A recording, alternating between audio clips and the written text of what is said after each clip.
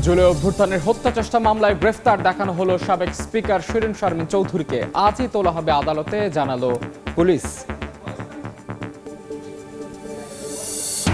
কাঠ ফাটা রোদে লম্বা লাইনে অপেক্ষা, পাম্পে জ্বালানি সংকটে চরম ভোগান্তি। সরবরাহ স্বাভাবিক থাকার দাবি মন্ত্রীর, কালোবাজারি ঠেকাতে অভিযান চালিয়ে যাওয়ার ঘোষণা। জরাইয়া গায়ে একসেরে লাল লাল গোড়া গোড়া জায়গায় গিয়ে ছেলে গেল হাসপাতালে। কানের এই সাইড থেকে মানে এটা লাল হয়ে একটু একটু শুরু হয়েছে। হাম আতঙ্কে পুরো দেশ, বেড়েই চলছে সংক্রমণ। হাসপাতালে প্রতিদিনই বাড়ছে রোগীর চাপ। ঝুঁকিপূর্ণ 30 উপজেলায় চলছে টিকাদান কর্মসূচি। টেকসই সম্পর্ক তৈরির পথে বাংলাদেশ ভারত। দিল্লি সফরে বিএনপি সরকারের ভাবনা তুলে ধরবেন পররাষ্ট্রমন্ত্রী। গুরুত্ব পাবে জ্বালানি সহযোগিতা ও অভিন্ন নদীর পানি বন্টন। এবং হরমুজ প্রণালী খুলতে মঙ্গলবারের সময়সীমায় চূড়ান্ত হুঁশিয়ারি ট্রাম্পের। সেতু, বিদ্যুৎ কেন্দ্র ধ্বংসের হুমকি। ইসরায়েল ও কুয়েতে ইরানের হামলা, পাল্টা আক্রমণ তেল আবিবে।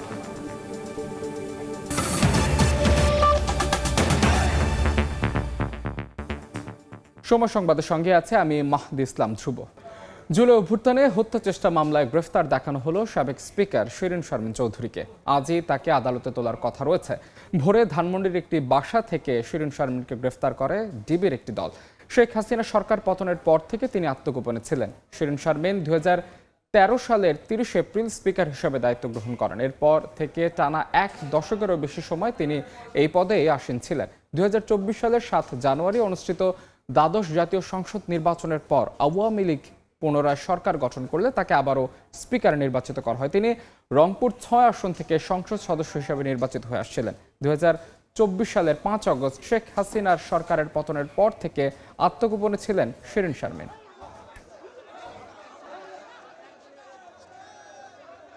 ভোররাতে সাবেক স্পিকার ডক্টর শিরিন শারমিন চৌধুরী ওনাকে গ্রেপ্তার করা হয়েছে ডিবি কর্তৃক। ধানমন্ডি থেকে গ্রেপ্তার করে ডিবি হেফাজতে বর্তমানে উনি আছেন। তো যতদূর জানা গেছে যে বনানী, উত্তরা এবং রংপুরে তার বিরুদ্ধে জুলাই সংক্রান্ত বিষয়ে একাধিক মামলা আছে। জিজ্ঞাসাবাদ চলছে। জিজ্ঞাসাবাদ শেষে তার পরবর্তী বিস্তারিত আপনাদেরকে জানানো হবে। এই মুহূর্তে ডিবি কার্যালয়ে আছেন সহকর্মী স্বপন আহমেদ, বিস্তারিত জানতে যাচ্ছে তার কাছে। স্বপন, মঙ্গলবার ভোর 4টার দিকে সাবেক স্পিকার শিরিন শারমিন চৌধুরীকে তার আত্মীয়ের বাসা থেকে, অর্থাৎ ধানমন্ডিতে তার আত্মীয়ের বাসা থেকে গ্রেপ্তার করা হয় এবং তখনই তাকে আসলে মিন্টু রোডের যে ডিবি কার্যালয় রয়েছে সেখানে অধিকতর জিজ্ঞাসাবাদের জন্য নিয়ে আসা হয়। আমরা যখন আসি তারপর থেকেই আসলে একটি বিষয় ছিল যে তাকে কোন মামলায় গ্রেপ্তার দেখানো হবে। সবশেষ কিছুক্ষণ আগেই ডিএমপির যে ডিসি ছিলেন মুখপাত্র, তিনি আমাদেরকে জানালেন যে তাকে লালবাগ থানার একটি হত্যা চেষ্টায় তাকে গ্রেপ্তার দেখানো হয়েছে এবং এই মামলার 3 নম্বর আসামি তিনি, অর্থাৎ প্রধান আসামি হচ্ছেন সাবেক প্রধানমন্ত্রী শেখ হাসিনা এবং তারপরে একজন আছেন এবং তারপরে 3 নম্বর আসামি হচ্ছেন সাবেক এই স্পিকার শিরিন শারমিন চৌধুরী। এই হত্যা চেষ্টা মামলাতেই তাকে গ্রেপ্তার দেখানো হয়েছে। পুলিশের পক্ষ থেকে যেটি জানানো হয়েছে যে এই হত্যা চেষ্টা মামলা ছাড়াও রাজধানীর আরও কয়েকটি, উত্তরা, বনানী, বাড্ডা থানার হত্যা এবং হত্যা চেষ্টা মামলায় বলা যায় যে 6 থেকে 7টি মামলায় তার নাম রয়েছে এবং পরবর্তীতে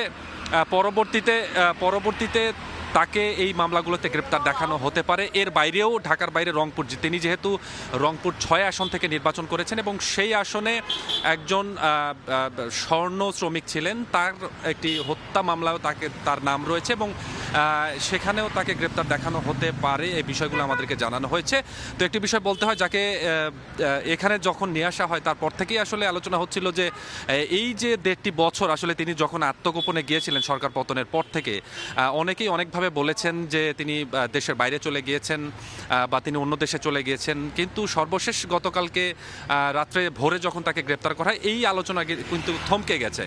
তো সব মিলিয়ে কিছুক্ষণ পরে আসলে তাকে হয়তো দুপুরের পরপরই হয়তো তাকে আদালতে তোলা হতে পারে এবং কয়দিনের রিমান্ড চাওয়া হবে এই বিষয়টি এখনও আমাদেরকে পুলিশের পক্ষ থেকে জানানো হয়নি। আমরা মিডিয়া কর্মীরা এখানে অপেক্ষমান অবস্থায় রয়েছি যে এই বিষয়গুলো জানার জন্য। তো এখন পর্যন্ত এই ছিল আমার কাছে মিন্টু রোডের ডিবি কার্যালয় থেকে সাবেক স্পিকার শিরিন শারমিন যে গ্রেপ্তারের বিষয়, সেখান থেকে সবশেষ। সাবেক স্পিকার ডক্টর শিরিন শারমিনের গ্রেফতার প্রসঙ্গে বিস্তারিত জানাচ্ছিলেন সহকর্মী স্বপন আহমেদ। দেশে জ্বালানি তেলের পর্যাপ্ত মজুদ আছে, আপাতত বাড়ছে না দাম, তবে আগামী মাসে বাড়ানো হবে কিনা সে সিদ্ধান্ত হবে মন্ত্রিসভার আলোচনার ভিত্তিতে। সকালে সংসদ অধিবেশনে এক প্রশ্নের জবাবে একথা জানান বিদ্যুৎ ও জ্বালানি মন্ত্রী ইকবাল হাসান মাহমুদ চকু। জ্বালানি তেলের মজুদ চিত্র তুলে ধরে তিনি জানান, বৈশ্বিক অস্থিরতার মধ্যেও দেশের সব ধরনের জ্বালানি তেলের সরবরাহ স্বাভাবিক রেখেছে সরকার। চলতি মাসে দেশে আসবে প্রায় 1,67,000 টন ডিজেল, 71,443 টন অকটেন ও 36,000 টন পেট্রোল। এছাড়া অবৈধ মজুদ বন্ধে ভ্রাম্যমাণ আদালতের কার্যক্রম অব্যাহত থাকবে বলে জানান জ্বালানি মন্ত্রী। আন্তর্জাতিক নৌপথে জাহাজ চলাচলের বৈশ্বিক জ্বালানি সরবরাহে অস্থিরতা পরিস্থিতির সৃষ্টি হয়েছে। এত সত্ত্বেও সরকার সম্ভাব্য সকল উৎস অন্বেষণ করে দেশে সব ধরনের তেলের স্বাভাবিক সরবরাহ অব্যাহত রেখেছে। শুধু তাই নয়, বর্তমানে আমাদের জ্বালানি তেলের পর্যাপ্ত মজুদ রয়েছে। গত মাসের সমন্বয় করে আমরা দাম বাড়াই নাই। আগামী মাসে আমরা দামের উপরে কাজ করে যদি সমন্বয় করে দেখা যায় যে দাম বৃদ্ধি করা এখনই প্রয়োজন, তাহলে আমরা ইনশাল্লাহ আলোচনা করে ক্যাবিনেটে নিয়ে তারপরে মূল্য বৃদ্ধি করার চিন্তা করব। এদিকে রাজধানী সহ দেশের বিভিন্ন জায়গায় পাম্পের সামনে জ্বালানি তেলের জন্য দেখা যাচ্ছে গাড়ির লম্বা লাইন। এই মুহূর্তে রাজধানীর বিজয় সরণিতে আছেন সহকর্মী সাইফুল ইসলাম, যাচ্ছে তার কাছে। সাইফুল, সকাল থেকে রাজধানীর বেশ কিছু পাম্পে ঘুরেছি, দেখেছি বন্ধ, আর যে বন্ধের প্রভাবটা পড়েছে যে সমস্ত পাম্পগুলি খোলা আছে সেগুলিতে। আমরা এখন যে রাজধানী বিজয় সরণির সরকার বা আর্মি দ্বারা পরিচালিত যে পাম্পটিতে আছি সেটি হচ্ছে ট্রাস্ট ফিলিং স্টেশন। আমরা যদি এখানকার পরিস্থিতি একটু দেখাই, যে তেল সরবরাহ দিচ্ছে, কিন্তু ঠিক পাম্প থেকে যখন বামের দিকে তাকানো হয়, এই যে সিরিয়ালটি আমরা দেখতে পাচ্ছি, এই সিরিয়ালটি বিজয় সরণি হয়ে জাহাঙ্গীর গেট, ওখান থেকে মহাখালী পর্যন্ত ছাড়িয়েছে। আমরা কিছুক্ষণ আগেই কিন্তু ঘুরে ঘুরে দেখেছি। তবে এর মধ্য দিয়ে এই যে তীব্র গরমে মানুষ ঘন্টার পর ঘন্টা, আমরা যদি একটু সময়ের কথা বলি, সকাল 7টা থেকে অপেক্ষায় আছে এরকমও মানুষ আমরা দেখতে পেয়েছি। এরপরে বাইকের যারা, তারা বলছেন যে 2 থেকে 3 ঘন্টা, আর প্রাইভেট কারের সময় গড়িয়েছে 5 থেকে 6 ঘন্টা। এর মধ্য দিয়ে আমরা যদি একটু তাদের চিত্র দেখাই বা তাদের কষ্টের কথা যদি আমরা একটু বলি, বলছেন যে দীর্ঘ সময় দাঁড়িয়ে অনেকের ফোনের চার্জ শেষ, আবার কেউ বলছেন যে এই যে পাঠাও রাইডের মাধ্যমে তার পরিবার চলে, সেই 3 থেকে 4 ঘন্টা যখন এখানে সময় ব্যয় হচ্ছে, তার পরিবারেরও কিন্তু আর্থিক সংকটে পড়ছে। এর পাশাপাশি সময় কাটাচ্ছেন কেউ মোবাইলে ভিডিও দেখে, কেউ সেলফি তোলা নিয়ে ব্যস্ত দেখেছি, আবার কেউ শশাও খাচ্ছেন, এমনটাও কিন্তু আমরা দেখছি। আবার সবচেয়ে বেশি কিন্তু এই যে তীব্র গরমকে কেন্দ্র করে এই যে পাম্পে যে দীর্ঘ লাইন, সেই লাইনে যে তেলের চাহিদা, তার মধ্য দিয়ে কিন্তু দেখেছি পানির সরবরাহ বেড়েছে, পানির চাহিদা বেড়েছে। কেননা হচ্ছে যে এই যে দীর্ঘ লাইনে দাঁড়িয়ে অনেকেই তাদের যে কর্মঘণ্টা ব্যয় করছেন, সেটি কিন্তু ফিরিয়ে দেওয়া সম্ভব না, এমনটাই কিন্তু বলছেন। তবে এই সংকট থেকে সমাধান চায় তারা, বলছেন এই অবস্থা থেকে যেন উন্নতি সরকার দ্রুতই করে। এই ছিল আমার কাছ থেকে রাজধানীর বিজয় সরণি তেল পাম্প থেকে জ্বালানি তেল সরবরাহের সর্বশেষ খবর। রাজধানীর ফিলিং স্টেশনগুলোতে আজও গ্রাহকদের লম্বা লাইন, সে খবর জানাচ্ছিলেন সহকর্মী সাইফুল। জ্বালানি তেল নিয়ে অস্থিরতার পর এবার শঙ্কা জাগাচ্ছে বিদ্যুৎ পরিস্থিতি। গরমে 2 থেকে 3 হাজার মেগাওয়াট লোডশেডিং এর শঙ্কায় রাখছেন বিশেষজ্ঞরা। চাহিদার তুলনায় উৎপাদন সক্ষমতা বেশি থাকলেও মূল বাধা পর্যাপ্ত জ্বালানির অভাব আর বিপুল বকেয়া। যদিও বিদ্যুৎ ও জ্বালানি মন্ত্রী বলছেন পরিস্থিতি সহনীয় রাখতে সর্বোচ্চ চেষ্টা করবে সরকার। ফারুক ভিয়া রবিনের রিপোর্টে বিস্তারিত। তাপমাত্রা কম থাকলে মোটামুটি স্বস্তি, আর গরম বাড়লেই কম বেশি লোডশেডিং। গেল কয়েক বছর ধরে দেশের বিদ্যুৎ পরিস্থিতি এমনই আবহাওয়া নির্ভর। দেশে এখন পর্যন্ত সর্বোচ্চ বিদ্যুৎ উৎপাদন হয়েছে 16,794 মেগাওয়াট। বিদ্যুৎ বিভাগের পূর্বাভাস, চলতি বছর গরমে সর্বোচ্চ চাহিদা ছাড়াতে পারে 18,000 মেগাওয়াট। বিপরীতে 28,000 মেগাওয়াটের বেশি উৎপাদন সক্ষমতা থাকলেও মূল চ্যালেঞ্জ পর্যাপ্ত জ্বালানির অভাব। আর এই ক্ষেত্রে নতুন করে অনিশ্চয়তা বাড়াচ্ছে ইরান যুদ্ধের প্রেক্ষাপটে সৃষ্ট সংকট। ফলে এবারও কম বেশি লোডশেডিং এর শঙ্কা বিশেষজ্ঞদের। এরই মধ্যে শনিবার রাতে চলতি মৌসুমে প্রথমবারের মতো 1000 মেগাওয়াট লোডশেডিং হয়। এতগুলা ফ্যাক্টর আছে আমাদের গ্রিডকে ঠিক রাখার ব্যাপারে। 3-4 হাজার মেগাওয়াটেও লোডশেডিংয়ে চলে যেতে পারে।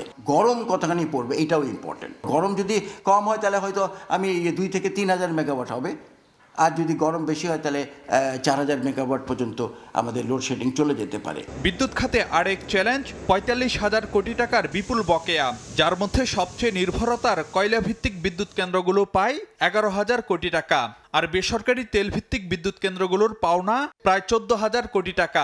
আমাদের এই যে 7 মাসের যে তেলগুলো আমরা খরচ করে এসেছি, ইম্পোর্ট করে এসেছি, এই বিলগুলো তো আমরা সেটেল করতে পারিনি। সো আমাদেরকে গভর্নমেন্ট যদি এই বিলগুলো সেটেলমেন্টের ব্যবস্থা না করে আমরা কিন্তু ফার্দার এলসি করতে পারবো না। আমাকে যদি ইমিডিয়েটলি পেমেন্ট দেওয়া না হয় আমরা মিডল অফ এপ্রিল থেকে আমরা সিভিয়ার একটা প্রবলেমে ফেস করতে থাকবো। যদিও বিদ্যুৎ ও জ্বালানি মন্ত্রী বলছেন পরিস্থিতি সহনীয় রাখতে সর্বোচ্চ চেষ্টা করবে বিদ্যুৎ বিভাগ।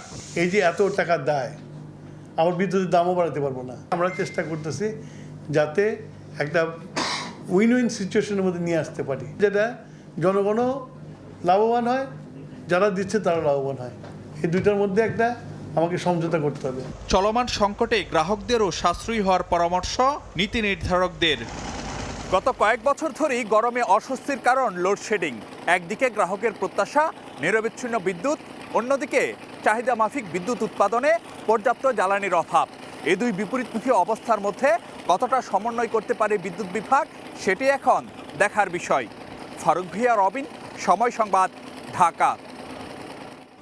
হামের উপসর্গ নিয়ে রাজধানীর হাসপাতালগুলোতে বাড়ছে রোগীর ভিড়। সুস্থ হয়ে বাড়ি ফেরার থেকে ভর্তির সংখ্যাই বেশি।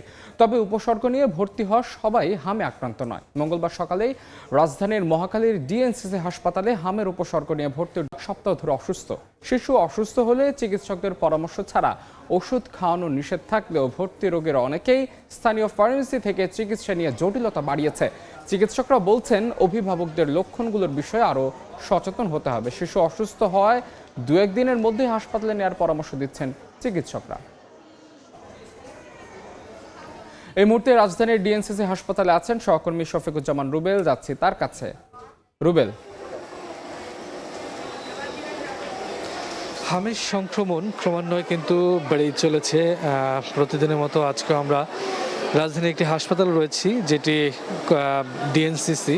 এটি মূলত হামের জন্য ডেডিকেটেড করে দেওয়া। আমরা হাসপাতালের চিত্র যদি বলি, যে আজকেও নতুন করে সকাল থেকে 12-13 জন রোগী ইতিমধ্যেই ভর্তি হয়েছেন দেশের বিভিন্ন প্রান্ত থেকে। তাদের অধিকাংশ শিশু, অধিকাংশ বলতে তারা সকলেই শিশু। এবং আমি যে ওয়ার্ডটিতে এই মুহূর্তে রয়েছি, সেই ওয়ার্ডটিতেও আজকে নতুন করে আরও 7 জন ভর্তি হয়েছেন। এই ওয়ার্ডটিতে মূলত 2 বছর থেকে 5 বছরের শিশুরা ভর্তি রয়েছেন এবং সকলেই এখানে হামের আক্রান্ত রোগী, এবং যারা এসেছিলেন দেশের বিভিন্ন প্রান্ত থেকে হাম উপসর্গ নিয়ে। মূলত 8-10 দিন বিভিন্ন জায়গায় ঘুরে এই সকল ভুক্তভোগী যে শিশু প্লাস তাদের যে স্বজনরা, তারা কিন্তু এখানে এসেছেন এবং পরীক্ষা করার পরে কিন্তু হাম ধরা পড়েছে। এরকম অধিকাংশ হসপিটালে কিন্তু এই চিত্র লক্ষ্য করা যাচ্ছে। এবং আমরা স্বজনদের সাথে কথা বলে যেটা জানতে পেরেছি, তারা শুরুতে যেই লক্ষণগুলোর কথা বলছেন, যে জ্বর, সর্দি, তারপরে ডায়রিয়ার মতো ঘটনা এবং তীব্র জ্বর, তখন অনেকেই বুঝতে পারেন না এবং স্থানীয় যে চিকিৎসক তাদের পরামর্শ অনুযায়ী বিভিন্ন ওষুধ খাওয়াচ্ছেন। তাতে হয়েছে কি, আরও রোগের যেই হামের যেই লক্ষণগুলো সেগুলো বেড়ে যাচ্ছে এবং পরবর্তী সময় যখন ডাক্তার শরণাপন্ন হচ্ছেন তখন কিন্তু আরও বেশি ঝুঁকির সম্মুখীন হচ্ছে। চিকিৎসকরা বলছেন যে অবশ্যই আরও বেশি সচেতন হতে হবে এবং যারা অভিভাবক রয়েছেন তাদেরকে 2-1 দিনের মধ্যেই, যখন অসুস্থ হবেন রোগীরা, তাদের 2-1 দিনের মধ্যেই হসপিটালে নিয়ে যেতে হবে, ডাক্তারের শরণাপন্ন হতে হবে।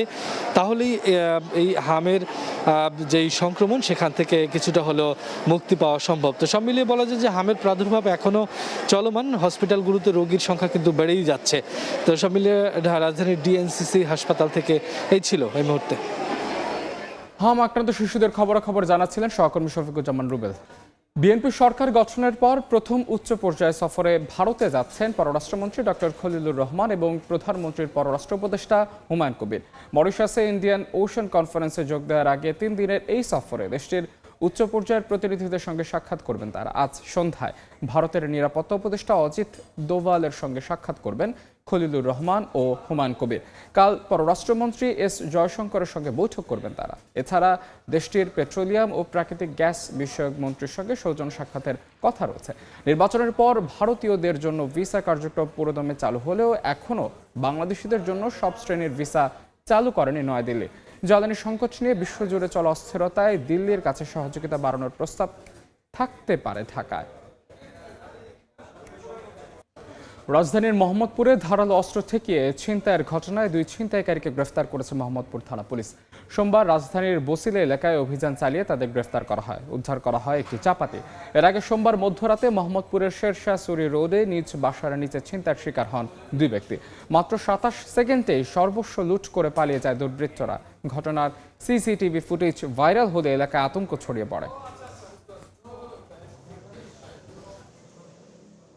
বসিলা থেকে এই 2 জন ছিনতাইকারীকে একটা বড় সামুরাই মানে চাপাতি সহ গ্রেপ্তার করেছে এবং তাকে এখন থানা হেফাজতে নেওয়া আছে এবং তাকে জিজ্ঞাসাবাদ করা হচ্ছে। সময় সংবাদে আরও থাকছে। অনূর্ধ্ব-20 নারী এশিয়ান কাপ বাছায় বাংলাদেশের অস্তিত্ব বাঁচানোর লড়াই আজ। ভিয়েতনামকে হারাতে পারলে সম্ভাবনা বাড়বে মূল পর্বে। গোল ব্যবধানে এগিয়ে লাল সবুজ। এবার বাণিজ্যের খবর।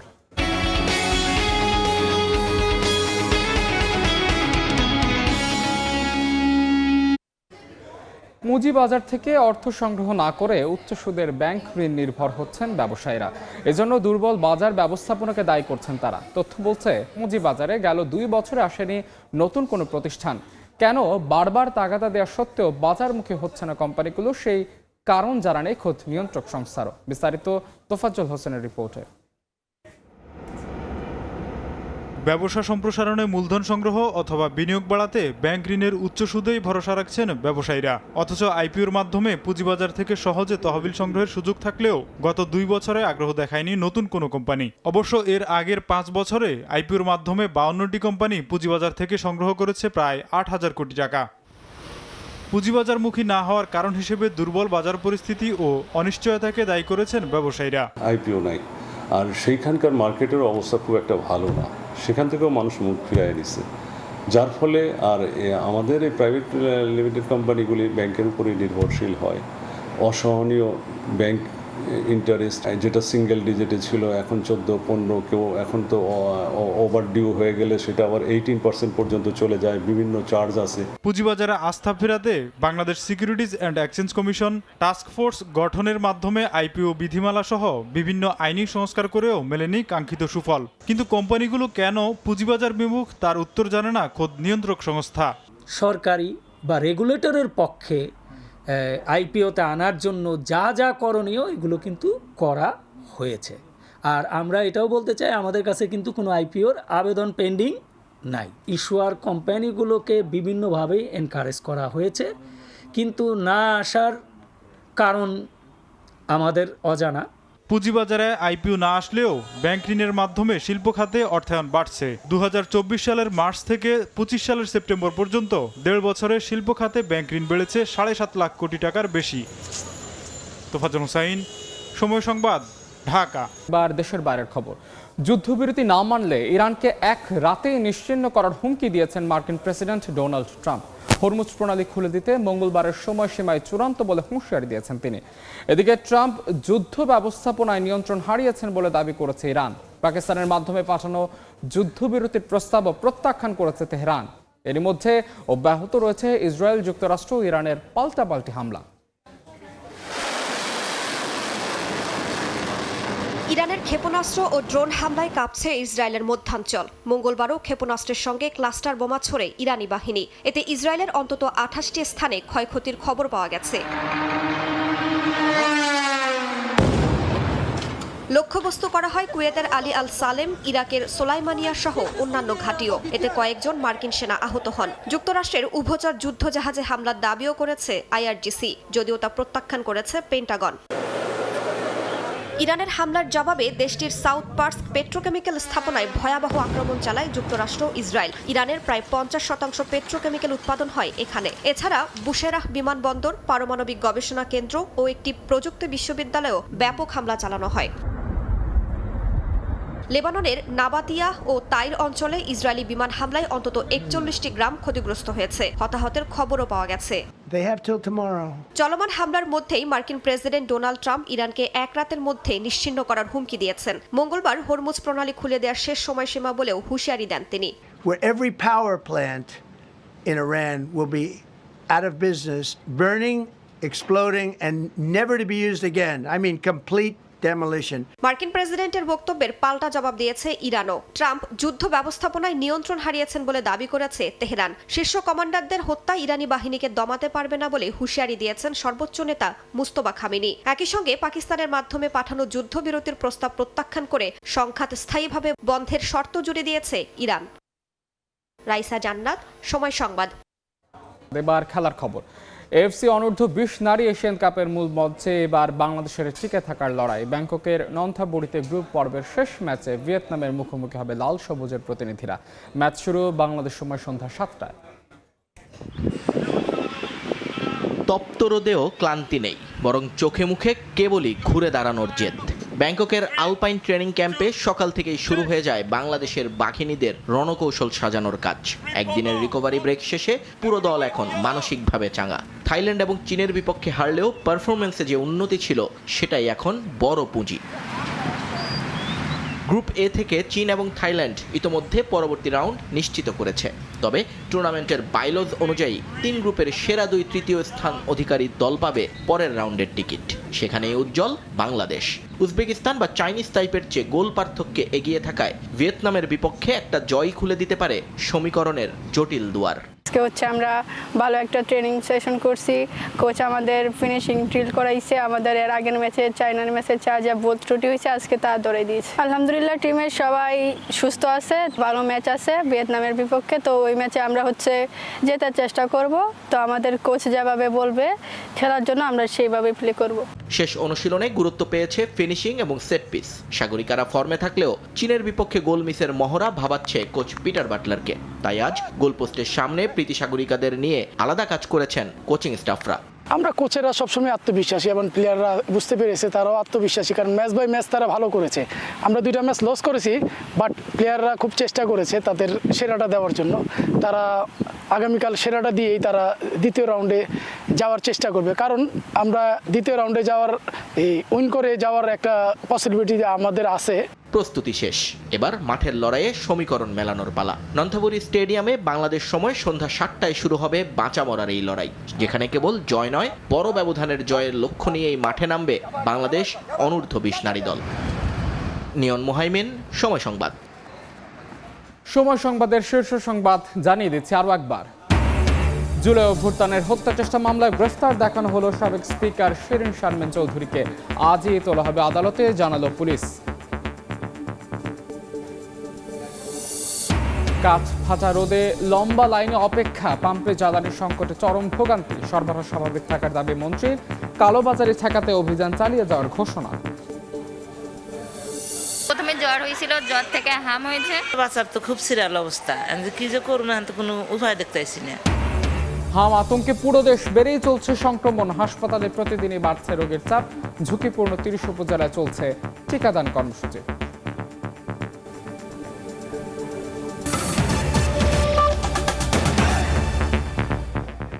এই ছিল দুপুর 12টার সময় সংবাদের এখনকার আয়োজন। এরপর খেলার সময় নিয়ে ফিরবেন সহকর্মী সাব্বির মিথুন। সঙ্গে থাকুন সময়।